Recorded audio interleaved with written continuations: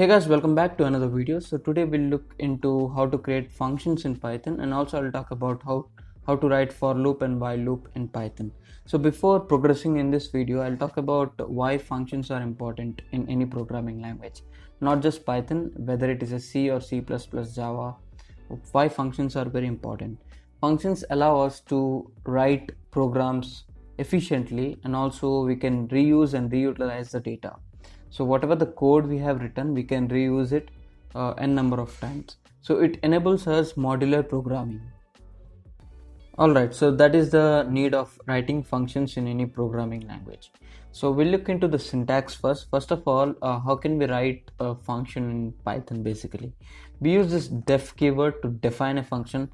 So in case if you have learned about C and C++, there we have to write return type, whether it is a void or return or float, integer type or whatever it is, you need to first of all mention the return type in C and C++. But where in case of Python, you just need to write this def keyword, and after that your function name. Let me create a function called add, which take two parameters. So in that, in C and C++, you need to mention what type of data you are entering also, but in Python you don't need to mention about int, float, whether it is a what type of data you are entering. No need of that.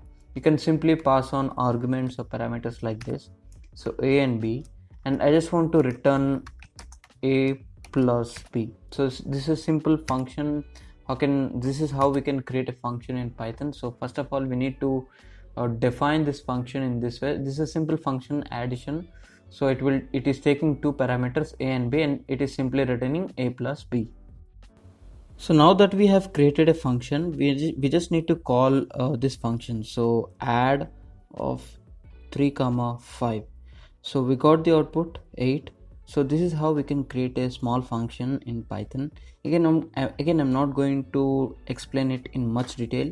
So this is just a basic introduction video. So that's why I'm not explaining in depth. You can Google it, not a big deal. Now I'll show you how to create another function without passing any arguments. So def greet, okay. So here we need to write this in such a way. Don't forget to put this colon basically. So after that, we just need to print hi.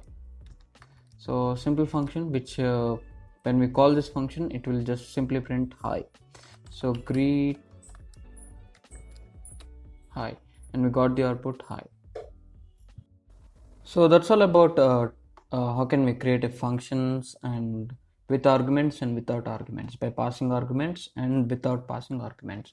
Now we'll see the for loop, and basically in Python we have two types of loops, for loop and while loop. And for loop we have range based for loops and normal for loops.